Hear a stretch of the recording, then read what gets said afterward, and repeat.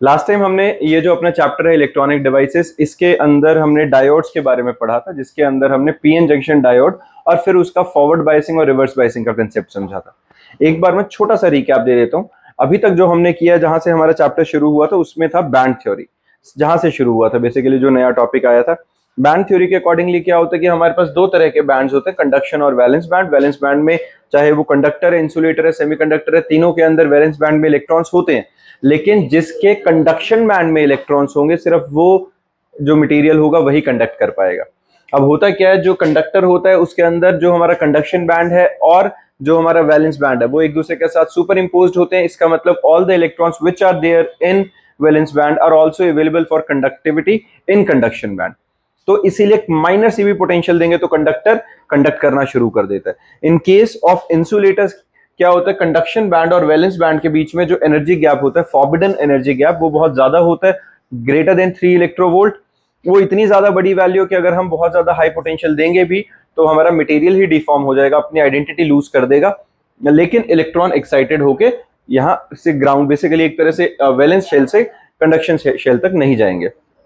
Semiconductors का case क्या होता है, इसमें भी सेम यही है कि वैलेंस बैंड और कंडक्शन बैंड अलग अलग है। वैलेंस बैंड भरा हुआ है, कंडक्शन बैंड खाली है। तो under normal condition semiconductor will act as an insulator, but अगर हम उसको सर्टेन पोटेंशियल देंगे, जैसे हमारे पास सिलिकॉन और जर्मेनियम है, सिलिकॉन के अंदर ये जो इलेक्ट्रॉन, ये जो ईजी है हमारे पास, फॉरबिडन एनर्जी गैप है, इलेक्ट्रॉन्स को जंप कराने के लिए जितनी एनर्जी चाहिए वो लेस देन 3 इलेक्ट्रोवोल्ट्स है। सिलिकॉन के केस में 1.1 है, जर्मेनियम के केस में 0.7 है। तो अगर मैं 0.7 की पोटेंशियल दूंगा तो इलेक्ट्रॉन जंप करके कंडक्शन बैंड में अवेलेबल हो जाएंगे और वो उस पोटेंशियल के बाद कंडक्ट करना स्टार्ट कर देंगे। ये हमारे पास बैंड थ्योरी के अकॉर्डिंगली हमने किया था। फिर हमने बात करी थी भाई टाइप ऑफ सेमीकंडक्टर्स, जिसके अंदर इंट्रिंसिक और एक्सट्रिंसिक था। इंट्रिंसिक सेमीकंडक्टर्स क्या थे, प्योरेस्ट फॉर्म ऑफ सेमीकंडक्टर्स, जिसमें अगर सिलिकॉन है तो सिर्फ सिलिकॉन रहेगा, जर्मेनियम है तो सिर्फ जर्मेनियम रहेगा। इसके अंदर हमारे पास क्या होता है, कोवलेंटली बॉन्डेड रहेंगे, टेट्रावैलेंट होते हैं सिलिकॉन और जर्मेनियम। तो जैसे जर्मेनियम है वो कोवलेंटली बॉन्डेड है, कोवलेंटली बॉन्डेड है तो उसका इलेक्ट्रॉन दूसरे एटम के इलेक्ट्रॉन्स के साथ शेयरिंग में था। लेकिन अगर हम एक सर्टेन अमाउंट ऑफ एनर्जी देते हैं तो वो कोवलेंट बॉन्ड ब्रेक करता है, जहां से एक इलेक्ट्रॉन रिलीज होता है, इंटरस्टिशियल शेल में जाता है, वहां से वो कंडक्टिविटी के लिए अवेलेबल होगा। साथ में ही जहां से इलेक्ट्रॉन निकलता है उस जगह को हम क्या कहते हैं, होल। दैट मीन्स होल क्या होता है हमारे पास, जहां इलेक्ट्रॉन ट्रैप था उसका चार्ज बिल्कुल उतना ही है जितना हमारे पास एक पॉजिटिव इलेक्ट्रॉन का होना चाहिए था। तो इलेक्ट्रिकली वो अभी भी न्यूट्रल है और उसके पास एक होल और एक इलेक्ट्रॉन कंडक्टिविटी के लिए अवेलेबल हो गया। ये हमारे पास क्या है, purest form of semiconductor, intrinsic.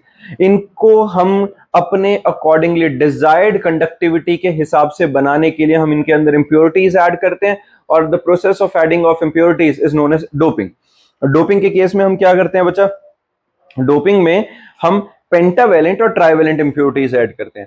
हमारे पास जो सेमीकंडक्टर था वो था टेट्रावैलेंट। अगर मैं पेंटावैलेंट ऐड कर दूंगा तो 4 तो बॉन्ड बन के कोवैलेंट, लेकिन 5वां इलेक्ट्रॉन एक्स्ट्रा इंटरस्टिशियल जगह पे, वहां पे वो खाली कंडक्टिविटी के लिए अवेलेबल रह गया कि नहीं।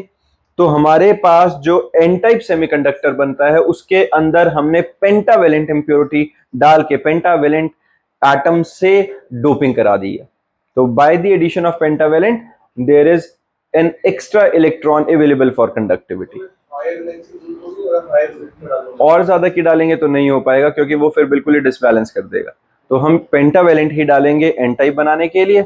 और अगर मैं ट्राइवैलेंट डाल दूंगा, ट्राइवैलेंट क्या होगा, जिसके 3 की वैलेंसी होगी, तो चौथी जगह पे खाली जगह बच जाएगी जहां पे रहेगा होल। होल मतलब पॉजिटिव चार्ज, तो वो पी टाइप सेमीकंडक्टर बन जाएगा।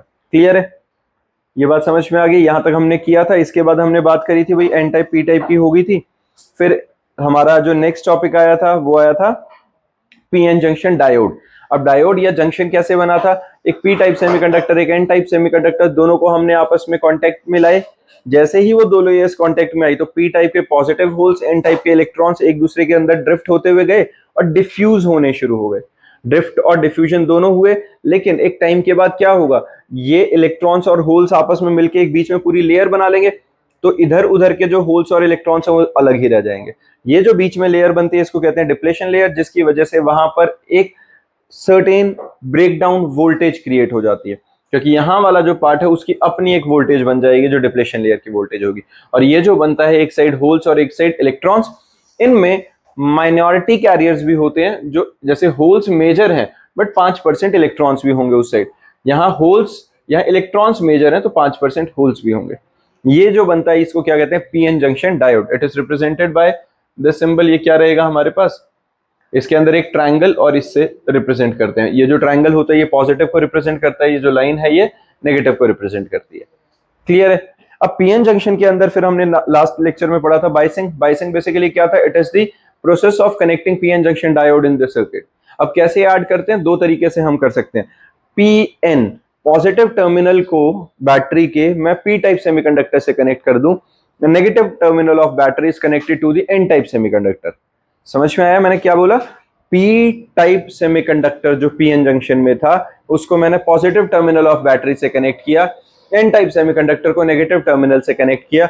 इस कनेक्शन को हम क्या कहते हैं, फॉरवर्ड बायसिंग। और अगर मैं उल्टा कर देता हूं, उल्टे में हम क्या करेंगे, और एक और चीज बताता हूं इसके अंदर, वैसे हम कैरेक्टरिस्टिक के अंदर फिर से पढ़ेंगे इस चीज को कि जब मैं पॉजिटिव को पॉजिटिव से, नेगेटिव को नेगेटिव से कनेक्ट करता हूं तो हमारे पास जो ये अपनी डिप्लेशन लेयर थी इसकी थिकनेस कम होनी शुरू हो जाती है, और एक सर्टेन पोटेंशियल के बाद जो इलेक्ट्रॉन्स और होल्स हैं वो यहां से मिलने वाली रिपल्शन के कारण इस डिप्लेशन लेयर को ब्रेक करके क्रॉस कर जाते हैं और कंडक्टिविटी स्टार्ट हो जाती है। रिवर्स बायस कंडीशन में क्या होता है, हमारे पास जो पी टाइप सेमीकंडक्टर है उसको हम किससे कनेक्ट करेंगे, नेगेटिव इलेक्ट्रोड से, कोई नहीं, पी टाइप को हम करेंगे नेगेटिव इलेक्ट्रोड से और एन टाइप को हम करेंगे पॉजिटिव इलेक्ट्रोड से, और उसमें क्या बनती है, वो रिवर्स बायस कंडीशन बन जाती है।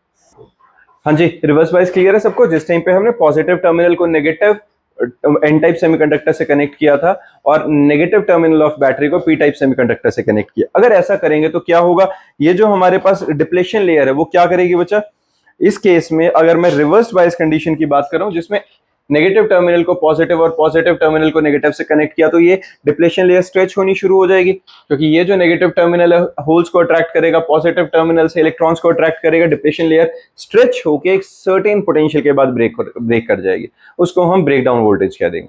क्लियर है, ये हमने लास्ट लेक्चर में अपना कवर किया था।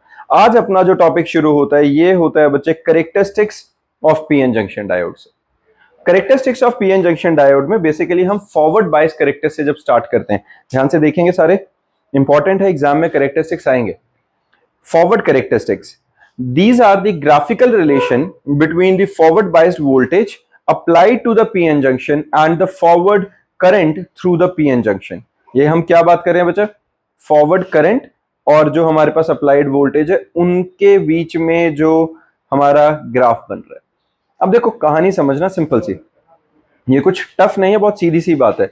अगर हमने बात करी फॉरवर्ड बायस कंडीशन की, फॉरवर्ड बायस कंडीशन में क्या होता है, P type semiconductor is connected to positive terminal, N type conductor जो सेमीकंडक्टर है it is connected to negative terminal, यही है, सीधा सीधा पॉजिटिव वाला पॉजिटिव, नेगेटिव वाला नेगेटिव से कनेक्टेड है। अगर ऐसा है, अब होता क्या है, इनिशियली जो इलेक्ट्रॉन्स का फ्लो है या होल्स का जो मूवमेंट है विद इन द सेमीकंडक्टर, वहां पर करंट नहीं जानी चाहिए। क्यों नहीं जानी चाहिए, क्योंकि डिप्लेशन लेयर है वो एक सर्टेन पोटेंशियल तक क्या करेगी, बैरियर का काम करेगी, इलेक्ट्रॉन्स और होल्स को एक दूसरे मतलब with in the conductor move नहीं करने देगी, है ना। लेकिन वहां पर माइनॉरिटी कैरियर्स अवेलेबल थे, हमने देखा था, पढ़ा था, हमने क्या डिस्कस किया था लास्ट टाइम भी कि 5% उसमें माइनॉरिटी कैरियर्स हैं और 95% मेजॉरिटी कैरियर। होल्स के अंदर भी 5% इलेक्ट्रॉन्स है, पी टाइप सेमीकंडक्टर में भी 5% इलेक्ट्रॉन्स हैं, एन टाइप सेमीकंडक्टर में भी 5% होल्स हैं। तो जब मैंने उसकी फॉरवर्ड बायसिंग करी, फॉरवर्ड बायस में हमने क्या किया, positive terminal is connected to P type, positive terminal is connected to P type, तो पी टाइप के अंदर जो 5% इलेक्ट्रॉन थे वो पॉजिटिव टर्मिनल की तरफ भागेंगे, 5% होल्स नेगेटिव टर्मिनल के अंदर थे, उनकी वजह से कंडक्टिविटी आएगी। तो ओवरऑल माइनॉरिटी कैरियर्स की वजह से ये जो थोड़ी सी करंट दिख रही है तुम्हें, जो माइनर थोड़ी सी वैल्यू है करंट की, ये किस वजह से आ रही है, माइनॉरिटी कैरियर्स की वजह से। उसके अलावा किसी तरह की कोई कंडक्टिविटी वहां पर नहीं होगी, क्योंकि जो डिप्लेशन लेयर है जो बीच में बैरियर का काम कर रही है वो एक सर्टेन पोटेंशियल बैरियर पोजेस कर रही है। दैट मींस एक उस पोटेंशियल तक वो बैरियर की तरह बीच में रहने वाली और इलेक्ट्रॉन्स का फ्लो वो नहीं होने देगी। लेकिन अगर हमने एक सर्टेन वोल्टेज तक उसे पहुंचा दिया है, अब हमने यहां से पोटेंशियल बढ़ानी शुरू करी, एक सर्टेन पोटेंशियल पर आकर वो जो बैरियर है वो ब्रेक कर जाएगा। मैंने यही बताया था जब हमें समझा भी रहा था फॉरवर्ड बायस में कि ये अगर हमारे डिप्लेशन लेयर है तो दोनों तरफ से अगर रिपल्सिव फोर्स आएगी तो एक सर्टेन पॉइंट पर आके ये डिप्लेशन लेयर जैसे ही हमारी अप्लाइड वोल्टेज इस डिप्लेशन के ब्रेक डाउन वोल्टेज के बराबर या इस पोटेंशियल बैरियर के बराबर की पोटेंशियल में अप्लाई कर दूंगा तो ये बैरियर ब्रेक कर जाएगा, इलेक्ट्रॉन्स एंड होल्स एक दूसरे को क्रॉस कर जाएंगे और पूरे सर्किट के अंदर इलेक्ट्रॉन्स का फ्लो स्टार्ट हो जाएगा, यानी कि करंट का फ्लो स्टार्ट हो जाएगा। जैसे ही मैंने इस पोटेंशियल को क्या कहते हैं, नी वोल्टेज, इस नी वोल्टेज के बराबर की जैसे ही हमने पोटेंशियल डिफरेंस अप्लाई किया सर्किट में, पोटेंशियल बैरियर ब्रेक हुआ और यहां से करंट का ग्राफ एकदम से इंक्रीज कर गया। ये बात समझ में आई है? ये जो ग्राफ है हमारा forward voltage versus forward current, इसी को हम क्या कहते हैं, फॉरवर्ड कैरेक्टरिस्टिक। समझ में आया बच्चे सबको? ठीक है, एक बार इसको अभी थ्योरेटिकली पढ़ के देखते हैं। देखो, current due to minority carriers का लॉजिक समझ में आ गया। तो जो 5% थे सिर्फ, वो जो इनिशियली थोड़े बहुत मूव कर रहे थे। अब नी वोल्टेज क्या थी इसमें? It is that forward voltage beyond which the current through the junction starts increasing rapidly with voltage showing the linear variation, but below the knee voltage the variation is non linear. Clear बात है ये? यहां तक समझ में आ गया बच्चा? ये हमारा क्या था, फॉरवर्ड कैरेक्टरिस्टिक। यही बनाना है, यही लिखना है, इससे ज्यादा कुछ बहुत और डिटेल में जाने की जरूरत नहीं है इसके अंदर। डन। इसके बाद आता है हमारे पास रिवर्स कैरेक्टरिस्टिक। रिवर्स कैरेक्टरिस्टिक में क्या होगा, सेम तरीके का काम। रिवर्स कैरेक्टरिस्टिक में क्या होगा, जिस टाइम पे ये डिप्लेशन लेयर है बीच में, मैं पोटेंशियल बढ़ाता जाऊंगा रिवर्स डायरेक्शन में, तो ये डिप्लेशन लेयर स्ट्रेच होती जाती है, इसकी थिकनेस बढ़ती जाएगी। लेकिन मैं एक सर्टेन पोटेंशियल अगर दे दूं तो डिप्लेशन लेयर क्या होगी, ब्रेक कर जाएगी। तो जो होल्स और इलेक्ट्रॉन्स ने कंबाइन करके एक बॉन्ड बनाए हुए थे यहाँ पे, वो ब्रेक कर जाएंगे और एकदम से इलेक्ट्रॉन्स और होल्स कंडक्टिविटी के लिए अवेलेबल हो जाएंगे कि नहीं। और वो जो हमारी रिवर्स बाइसिंग के कंडीशन के अंदर एक सर्टेन वोल्टेज पर जाके एकदम से करंट इंक्रीज कर जाएगी। उस सर्टेन करंट वोल्टेज को हम क्या कहते हैं, एवलांच ब्रेकडाउन। ठीक है, जैसे यहां इस ग्राफ पे ध्यान दो, रिवर्स के लिए है ये जो अपना ग्राफ बन रहा है, इसके अंदर अगर ग्राफ को नोटिस करोगे तो ग्राफ में हमारे पास ये वाली जो लाइन है, यहां तक जो ये थोड़ी सी करंट गई है रिवर्स डायरेक्शन में, नीचे की साइड क्यों बना है, क्योंकि ये रिवर्स करंट के लिए बना रहे हैं हम, है ना। वोल्टेज हम बढ़ा रहे हैं रिवर्स बाइसिंग के लिए, तो करंट हमने रिवर्स डायरेक्शन के अंदर बनाई है। तो यहां से ये जो माइनर सी करंट आई है, this current is due to minority carriers, लेकिन मेजॉरिटी कैरियर्स की वजह से कोई करंट नहीं थी यहाँ पे। लेकिन जैसे ही मैं इस एक सर्टेन वोल्टेज पे पहुंचा, यहां पे जाके हमारा पोटेंशियल बैरियर था जो वो ब्रेक कर गया और करंट एकदम से इंक्रीज कर जाती है। क्लियर है? तो हमारे पास एवलांच ब्रेकडाउन, पहले these are the graphical relation between the reverse bias voltage applied to the PN junction and reverse current across the PN junction. और avalanche breakdown हमारे पास क्या रहेगी, if the reverse bias is made sufficiently high, the covalent bond near the junction break down, releasing free electrons and holes. These electrons and holes gain sufficient energy to break other covalent bond, thus a large number of electron and holes get free. The reverse current increases abruptly to high value. This is called avalanche breakdown and it may damage the junction. अब क्या समझ में आया? देखो, दोनों cases में conduct तो कर ही रहे वो, लेकिन रिवर्स केस में एकदम से जो इतनी एक्सेसिव करंट निकल के आती है, उसकी वजह से हमारा जो जंक्शन है बेसिकली वही खराब होने के चांसेस रहते हैं। तो हम उसको क्या कहते हैं कि अपने पास एवलांच ब्रेकडाउन के केस में जंक्शन डैमेज हो सकता है, इसलिए हम उसको लेकर चलेंगे कि रिवर्स बायस में हम कभी उतनी पोटेंशियल देंगे ही नहीं। That means reverse bias condition में वो इंसुलेटर की तरह बिहेव करेगा, बट फॉरवर्ड बायस कंडीशन में एक सर्टेन पोटेंशियल के बाद वो कंडक्ट करेगा। ठीक है। एवलांच ब्रेकडाउन के बाद अपने पास आता है बच्चा डायनेमिक रेजिस्टेंस और AC resistance of the junction diode. देखो, डायनेमिक रेजिस्टेंस और AC resistance of a junction diode और incremental resistance is defined as the ratio of small change delta V, small change in voltage delta V applied across the PN junction to a small change in junction current, that is delta I. तो हम इसको क्या लिखते हैं, basically हमारे पास ये क्या है, RD is equal to delta V by delta I. Clear है? इसके बीच में ये जो कुछ फोटोज गए हैं ये मैं बताता हूं अभी है क्या। ये मोस्ट इंपॉर्टेंट टॉपिक है अपने इस चैप्टर का। वैसे देखें, इस चैप्टर को अगर हम 3-4 हिस्सों में बांटे तो बहुत, देखो, थ्योरेटिकल सा है चैप्टर, न्यूमेरिकल्स कोई है नहीं। इसके अंदर पहला पार्ट किस में आ सकता है, अगर एक क्वेश्चन आएगा तो हमारा आ जाएगा उसके बेसिस पे, बैंड थ्योरी के बेसिस पे। दूसरा आ सकता है पीएन जंक्शन को एक्सप्लेन करना और उसकी फॉरवर्ड बायस और रिवर्स बायस कंडीशन को एक्सप्लेन करना, जो अपने बोर्ड्स के अंदर लास्ट ईयर भी आया हुआ था। सीधा सीधा सर्किट ड्रॉ करना था फॉरवर्ड और रिवर्स बायस का। तीसरा आ सकता है PN junction characteristic, forward characteristic और रिवर्स कैरेक्टरिस्टिक। तीसरे क्वेश्चन के बाद जो चौथा बनेगा वो बनेगा रेक्टिफायर पे। इन्हीं 4 पार्ट्स के अंदर हमारा पूरा चैप्टर खत्म हो जाता है। रेक्टिफायर अब क्या आता है, और रेक्टिफायर के चांसेस सबसे ज्यादा है एग्जाम में आने के। रेक्टिफायर क्या होता है, देखो PN junction diode as a rectifier. Rectifier basically क्या होता है, it is a device which is used for converting alternating current voltage into direct current voltage. क्या काम करता है ये, एसी को डीसी में कन्वर्ट करता है, सीधा सा हमारे पास यही है। तो ऑल्टरनेटिंग करंट या ऑल्टरनेटिंग वोल्टेज को डायरेक्ट करंट या डायरेक्ट वोल्टेज में कन्वर्ट करने वाली जो डिवाइस होती है उसको हम क्या कहते हैं, रेक्टिफायर। अब अपने पास रेक्टिफायर दो तरह का होता है, एक होता है हाफ वेव रेक्टिफायर और एक होता है फुल वेव रेक्टिफायर। अब हाफ वेव रेक्टिफायर क्या होगा, पहले वहां से शुरू करते हैं। अब PN junction diode as a rectifier wave rectifier, this rectifier converts only 1/2 of AC into DC. वो क्या कर रहा है बच्चे, वो सिर्फ एक हाफ को ही डीसी में कन्वर्ट करता है। होता कैसा है, पहले सर्किट डायग्राम से स्टार्ट करते हैं। सर्किट डायग्राम में ध्यान देना, अपने पास है क्या, यहां पर इस सर्किट डायग्राम में सिर्फ एक डायोड लगाया हुआ है हमने, ठीक है। यहां पर इस सर्किट डायग्राम पे ध्यान दो, ये जो होता है बच्चे ये क्या है, ऑल्टरनेटिंग करंट को रिप्रेजेंट कर रहा है। ये जो कॉइल है ये और ये कॉइल, ये प्राइमरी और सेकेंडरी कॉइल ऑफ ट्रांसफार्मर को रिप्रेजेंट करता है। ये जो पूरा ये येलो बॉक्स के अंदर जो मैंने बनाया हुआ है ये ट्रांसफार्मर की रिप्रेजेंटेशन है। Primary coils are connected to the input जो कि एसी है, और secondary coils are connected to PN junction diode and load resistance, जिसके अक्रॉस हम आउटपुट निकाल लेंगे।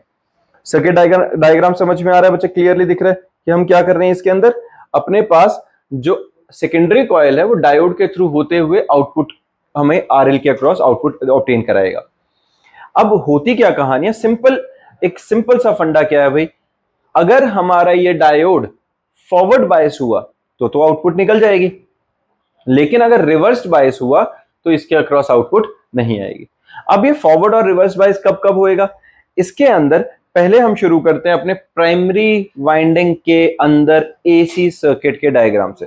अब एक बार ध्यान देना, यहां पे बोर्ड पे हमने क्या बनाया है, यहां पे अपने पास है एसी सर्किट जो हमने लगाया था, इसको हमने कनेक्ट किया प्राइमरी वाइंडिंग से, ठीक है, प्राइमरी वाइंडिंग ऑफ ट्रांसफार्मर।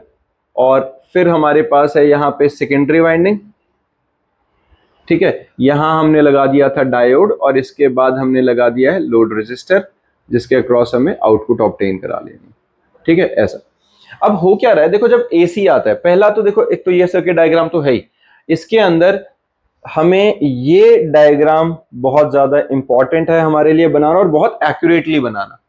जैसे यहां से तुम ये इनपुट के लिए बना रहे हो बेटा, ये किसके लिए बना दिया, इनपुट के लिए, ठीक है। और इसी के नीचे बिल्कुल सेम तरीके से इसके अंदर इन चीजों को तुम बदल नहीं सकते हो। ये अगर जो तुमने वेव फॉर्म चेंज कर दी तो गड़बड़ हो जाएगा।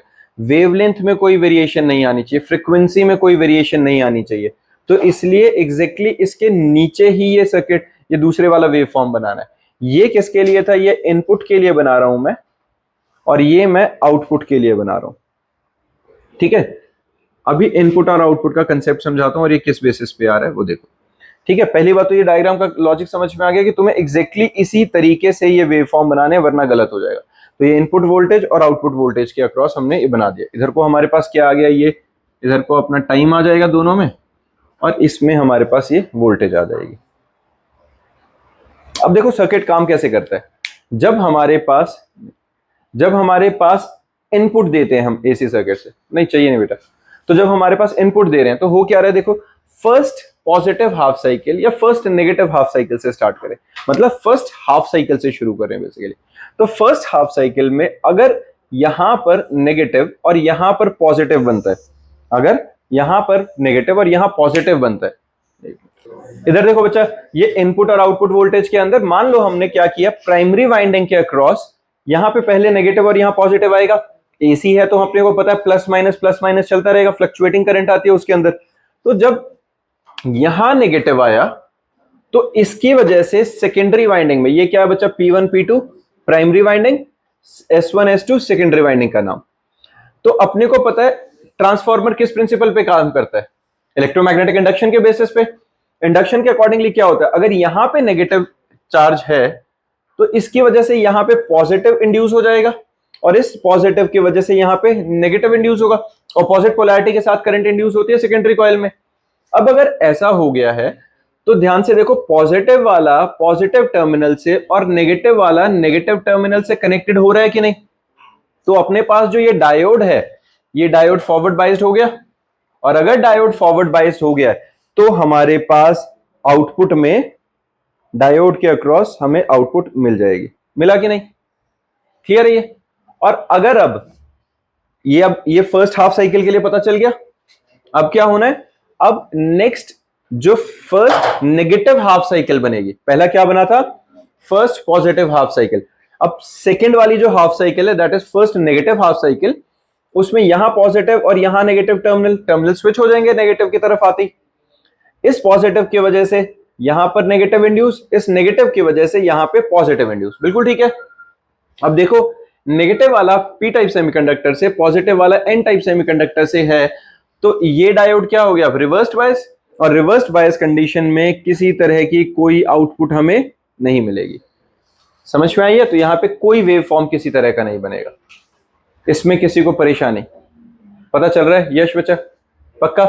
अब सिमिलरली जैसे ये पूरा अपना एक वेव फॉर्म पूरा खत्म हुआ, यहां तक की एक वेव कंप्लीट हुई, फिर से क्या हो गया हमारे पास, positive first half cycle. Same यहां पे अब क्या बनेगा, यहां माइनस यहां प्लस, इस माइनस की वजह से यहां प्लस और यहां माइनस, यही चलेगा। फिर से डायोड क्या हो गया, फॉरवर्ड बाइस्ड, तो इसके अक्रॉस आउटपुट, और फिर इसके बाद जो इस वाले के लिए निकलेगा फिर रिवर्स्ड बाइस्ड, कोई आउटपुट नहीं। तो हमें यहां पे क्या दिख रहा है कि जो हमारे पास एक पूरी वेव थी उसमें से सिर्फ आधी वेव ही रेक्टिफाई हो पा रही है। रेक्टिफाई कब होती है, रेक्टिफायर का काम क्या है, जब डीसी में कन्वर्ट करे। डीसी कब होती है, जब एक यूनिडायरेक्शनल में हो, वो प्लस माइनस नहीं, सिर्फ अगर पॉजिटिव है तो वो पॉजिटिव में चलती जाए, वो अलग कहानी है। ये प्योर डीसी नहीं है। अगर प्योर डीसी होती तो हमारे पास जो सर्किट बनता है वो किस टाइप से बनता है बच्चे, इस तरह का, सीधी सी एक स्ट्रेट लाइन बनेगी। अगर बिल्कुल एक ऐसे स्ट्रेट लाइन बनती है तो वो प्योर डीसी होती है। तो वो अलग कहानी है कि अभी हमें प्योर डीसी नहीं मिली है, फ्लक्चुएटिंग डीसी मिली है, लेकिन हमें ये डीसी मिल गई है। ये बात समझ में आई है, किसी को इसमें परेशानी।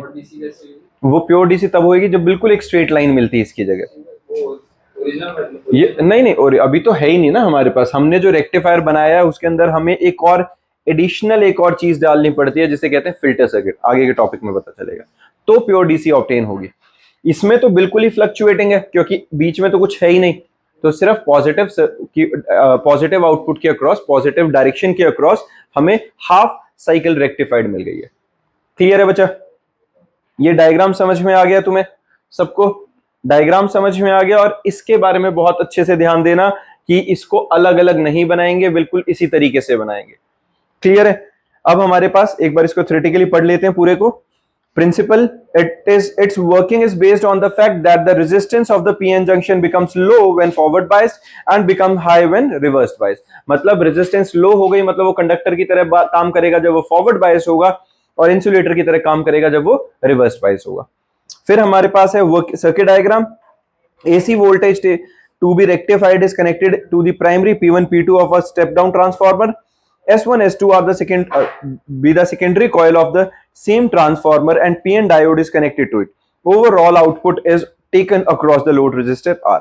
Working during the positive half cycle input AC, suppose P is negative and P2 is positive. P1 क्या आ गया negative, P2 आ गया positive. On account of mutual induction, S1 becomes positive, S2 becomes negative, and the PN junction is forward biased. और अगर forward biased हो गया है, the forward current flows, thus we get output across the load. During the negative half cycle or negative input AC, P1 is positive, P2 is negative. On account of mutual induction, S1 becomes negative, S2 becomes positive, and PN junction is reversed bias. और अगर वो reverse bias हो गया है, hence there is no flow of current and no output is obtained. Clear है बच्चा ये, ठीक है।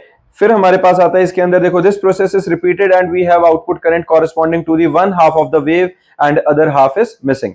Important notes for the half wave rectifier, the output obtained from PN junction as half wave rectifier is unidirectional and देखो ये क्या है हमारा intermittent and pulsating DC. Pulsating समझ में आ गया था कि वो फ्लक्चुएटिंग है, और ये यूनिडायरेक्शन है क्योंकि सिर्फ ऊपर की साइड है।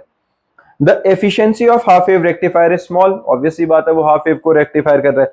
The output DC voltage is equal to, ये फॉर्मूला लिखेंगे बच्चा, mean load current into load resistance. तो सीधा वोल्टेज का फॉर्मूला होता है। वोल्टेज क्या होती है? करंट इनटू रेजिस्टेंस, तो mean voltage mean load current into load resistance. I naught हमारे पास क्या, maximum value of secondary half wave current, तो VDC is equal to IDC into RL, और IDC जो है मीन लोड है, मीन करंट है, तो उसका फॉर्मूला क्या था मीन करंट का? I नॉट बाय पाई, याद है हमने पिछले चैप्टर्स के अंदर किया होता है AC के अंदर, तो into RL। The frequency of output voltage current is of input supply is equal to the frequency of input supply. ये ध्यान रखना बच्चा, जो फ्रीक्वेंसी है वो बिल्कुल सेम है। कैसे सेम है? जब पॉजिटिव था तो पॉजिटिव है, पॉजिटिव था तो पॉजिटिव है, नेगेटिव है कुछ नहीं, लेकिन फ्रीक्वेंसी सेम पॉजिटिव के साथ मैच करती चल रही है। तो ये बिल्कुल सेम फ्रीक्वेंसी दे रहा है जैसा हमारे इनपुट के साथ था। क्लियर है बच्चा? अब अपने पास है बच्चा PN junction diode as a full wave rectifier. अब देखो फुल वेव रेक्टिफायर का नाम, उससे हम समझ सकते हैं कि भाई जहां हाफ वेव में आधी वेव रेक्टिफाई हो रही थी, अब पूरी की पूरी वेव रेक्टिफाई होगी। इसको करने के लिए हमें क्या करना पड़ेगा? हमें दो डायोड्स लगाने पड़ेंगे। ये सर्किट डायग्राम पे ध्यान देना, बिल्कुल सब कुछ सेम। प्राइमरी वाइंडिंग हमने कहां करी है? इनपुट लगाई प्राइमरी वाइंडिंग के अक्रॉस, सेकेंडरी के अक्रॉस एक लगाया डायोड, पर यहां पर एक और डायोड हमने नीचे कनेक्ट कर दिया। अब इससे होगा क्या? बिल्कुल सेम तरीके से स्टार्ट करते हैं।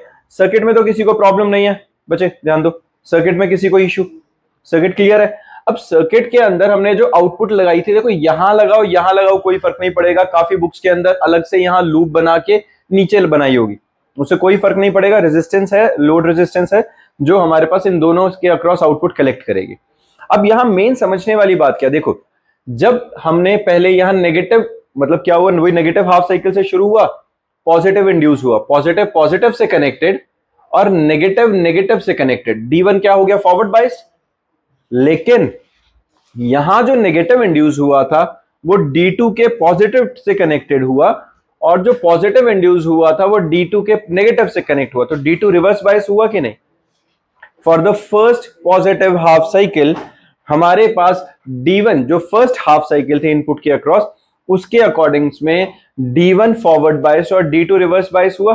दैट मींस इसके अक्रॉस कंडक्टिविटी होगी और हमें आउटपुट मिल जाएगी, इसके अक्रॉस नहीं कुछ मिलेगा क्योंकि D2 हमारा रिवर्स बाइस था।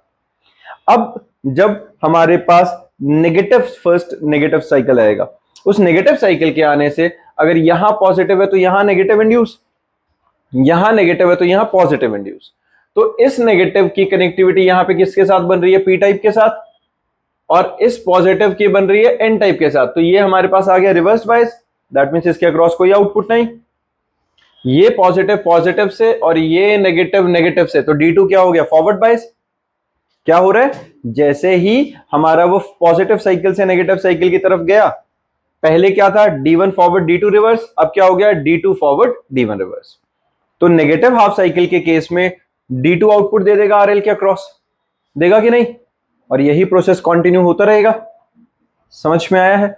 तो हमारे पास जो वेवफॉर्म बनेगा, फर्स्ट पॉजिटिव हाफ साइकिल के लिए output due to D1, negative half cycle के लिए आउटपुट ड्यू टू D2, फिर इसके अक्रॉस ड्यू टू D1, इसके अक्रॉस ड्यू टू D2। ये कॉन्टिन्यूसली चलता रहेगा। ये भी हमारे पास अभी प्योर डीसी नहीं है, लेकिन क्लोज टू प्योर डीसी है, क्योंकि उसमें तो ये वाला पार्ट मिसिंग ही था। कम से कम यहां वो फ्लक्चुएशंस कम हो गई हैं, बट डीसी की तरह बिल्कुल एक स्ट्रेट लाइन अभी भी नहीं आई है। क्लियर है? इसको हम क्या कहते हैं बच्चा? Full wave rectifier. अब फुल वेव रेक्टिफायर के अंदर सर्किट डायग्राम समझ में आ गया बच्चे सबको? For the full wave rectifier we have to use two PN junction diodes D1 and D2 as shown in the diagram। Working क्या रहेगी? During the positive half cycle of the input AC, the junction D1 is forward bias and D2 is reverse bias. Hence, output is obtained on account of D1.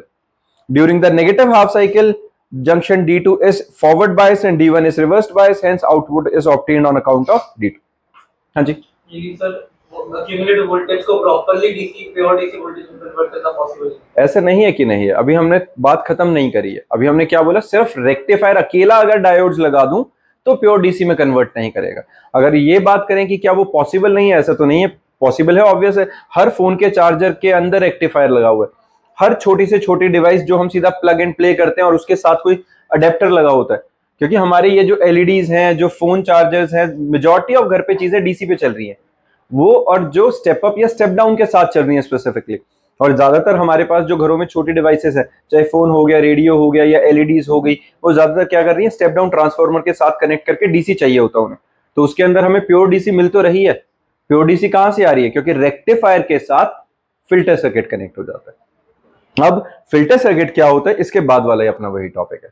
हाँ जी sir, ये current तो very कर ही रहा है function में, तो फिर AC हुआ ना? एसी नहीं हो, एसी हुआ, चलो ये भी बात करते हैं। अब करंट वेरिएशन का मतलब एसी होता है या एसी का मतलब होता है ऑल्टरनेटिंग करंट। एक बार पॉजिटिव, एक बार नेगेटिव। एक बार एसी कैसे चलता है, इधर से उधर करंट जाती है, फिर उधर से उधर जाती है, इधर से उधर, उधर से उधर। डीसी सिर्फ एक डायरेक्शन में फ्लो करती है। डीसी तो वो यूनिट फंक्शन के साथ वेरी नहीं करता। तो हमने कहा ना टाइम वेरिंग डीसी है, प्योर डीसी नहीं है। इसके अंदर पल्सेशन है, अभी यही है ना, फ्लक्चुएशंस है, लेकिन कोई नेगेटिव टर्मिनल में तो नहीं जा रहा। ये क्या हो रहा है, मैक्सिमम वैल्यू पे जाता है, जीरो पे गिरता है, उसके नीचे तो नहीं जा रहा, फिर मैक्सिमम पे आता है, फिर जीरो पे जाता है। डायरेक्शन तो एक ही है ना, ये उधर जाके वापस तो नहीं आ रहा है, नेगेटिव डायरेक्शन में तो आ ही नहीं रहा है। तो दो डायरेक्शंस तो नहीं आई ना, दो डायरेक्शन नहीं आई तो ऑल्टरनेटिंग करंट कहां से हुआ, फिर तो डीसी हुआ। लेकिन सिंस डीसी की तरह यूनिफॉर्म नहीं है बिल्कुल, डीसी क्या होता है, एक पीक वैल्यू पकड़ता है और सीधा चलता रहता है, कोई फ्लक्चुएशंस नहीं। तो तभी मैं बार बार बोल रहा हूं कि रेक्टिफायर के थ्रू डीसी तो मिल गई है, प्योर डीसी नहीं मिली है। प्योर डीसी के लिए हम इसके अंदर फिल्टर सर्किट लगा देंगे। जो इसके अंदर ये फ्लक्चुएशन है, मतलब डीसी के अंदर जो एसी के बचे हुए लक्षण है वो खत्म करने हैं हमें, वो फ्लक्चुएशंस मारनी है, खत्म करनी है। वो कैसे करेंगे, फिल्टर सर्किट के थ्रू। क्लियर है? ठीक है। अब देखो यहां पे important notes of full wave rectifier बचा। Output obtained is unidirectional and continuous with ripple content. Ripple content क्या है, वही, क्योंकि अप एंड डाउन जो जा रहे हैं। ठीक है, तो फ्लक्चुएशंस कम हो गए पर रिपल फैक्टर अभी वहां पे था। Output DC voltage is equal to mean load current into load resistance, VDC is equal to IDC into RL। और ये मीन लोड करंट की वैल्यू क्या होती है, 2I0 बाय पाई, क्योंकि ये फुल साइकिल के लिए। पहले वाले में क्या था, I0 बाय पाई, क्योंकि वो हाफ साइकिल के लिए था। क्लियर है ये, into RL। This value is twice of output voltage obtained in half wave rectifier, है ना? And the efficiency of full wave rectifier is high. The frequency output of voltage current is twice the frequency of the input supply voltage current. Done है? हमारे पास जो full wave rectifier है इसमें frequency कितनी है input के, double. Half wave की same frequency. Clear है? अब हम प्योर डीसी में अगर कन्वर्ट करना चाहते हैं तो हमारे पास क्या लगेगा बच्चा, फिल्टर सर्किट। फिल्टर सर्किट दो तरीके से होता है। पहला देखो, filter circuit are used to smoothen the fluctuating और pulsating voltage obtained from the rectifier. Filter circuit is a device which is used to filter out the AC component from the output of a rectifier. पहला inductive filter, दूसरा होता है capacitive filter. अब inductive filter में हमारे पास क्या, देखो ये रेक्टिफायर था जिसके अक्रॉस आउटपुट आ रही थी। हमने इस सर्किट पे ध्यान देना, हमने क्या किया, इससे जो आउटपुट आई उसको हमने पहले किसके थ्रू भेज दिया बच्चे, इंडक्टर के थ्रू, और फिर फर्दर आरएल के अक्रॉस हमने आउटपुट निकाल दिया। अब जो आरएल के अक्रॉस हमारे पास आउटपुट निकलेगी, अब वो क्या निकलेगी हमारे पास, इस तरह की मिल जाएगी जो ऑलमोस्ट डीसी है। ठीक है, एल क्या है बच्चा, सेल्फ इंडक्टेंस। एक्सएल क्या होता है, omega L, 2 pi nu L, पता है सबको ये। डीसी के केस में फ्रीक्वेंसी जीरो होती है तो इंडक्टेंस क्या आ जाती है, जीरो। एसी के केस में न्यू की कोई फाइनाइट वैल्यू होती है तो एक्सएल की भी वैल्यू कुछ ना कुछ होगी। As a result of it, AC component of output rectifier is obstructed by the inductor and DC component of the out rectifier will pass. Due to it, smooth voltage appears across the load resistance RL. समझ में आया ये क्या हुआ? हमने जब यहाँ पे इंडक्टर लगा दिया तो इंडक्टर किसको ब्लॉक करेगा, सिर्फ AC को, क्योंकि इंडक्टर जो इंडक्टेंस ऑफर करता है वो सिर्फ तब ऑफर करता है जब कोई फ्रीक्वेंसी की कोई वैल्यू हो। अगर फ्रीक्वेंसी की कोई वैल्यू होगी तो ही इंडक्टेंस की वैल्यू होगी, और इंडक्टेंस की वैल्यू होगी तो क्या काम करती है इंडक्टेंस, बेसिकली फ्लक्चुएशन को अपोज करेगी, तो वो एसी फैक्टर को रिस्ट्रिक्ट कर देगी। जो डीसी वाला कंपोनेंट होगा उसके अंदर से उसको जाने देगी और हमें प्योर डीसी आउटपुट की क्रॉस मिल जाती है। एक दूसरा फिल्टर सर्किट इसके अंदर लगता है बच्चे जब हम कैपेसिटर फिल्टर यूज करते हैं। कैपेसिटर फिल्टर में हमारे पास होता है It consists of a capacitor C of high capacitance in parallel with the load resistance. यहां क्या किया, वहां हमने सीरीज में लगाया था, हमने यहाँ पैरेलल में कैपेसिटर लगा दिया है लोड रेजिस्टेंस के साथ। तो XC क्या होती है, 1 by omega C, 1 by 2 nu C, ये पता है अपने को, 1 बाय 2 पाई न्यू सी। अब हमें ये पता है अगर जो हमारे पास फ्रीक्वेंसी 0 होगी डीसी के लिए, तो जो कैपेसिटेंस होगी वो इनफाइनाइट हो जाती है। और ये भी हमें पता है कि कैपेसिटर क्या होगा, इनफाइनाइट कैपेसिटेंस ऑफर कर रहे हैं तो डीसी को तो ब्लॉक कर देगा, एसी को जाने देगा, यही करेगा। तो यहां पे क्या होगा, for AC frequency is finite, XC is also finite.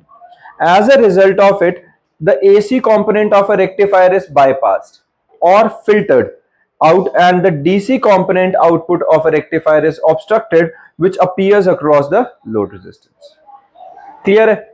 इसी के अक्रॉस, इसी के थ्रू हमारे पास क्या मिल गया, प्योर डीसी हमें आउटपुट में मिल जाती है। तो दोनों हमारे पास फिल्टर सर्किट की तरह काम करे, मतलब यूज किए जा सकते हैं, चाहे वो कैपेसिटर वाला यूज कर लो, चाहे इंडक्टर वाला कर लो।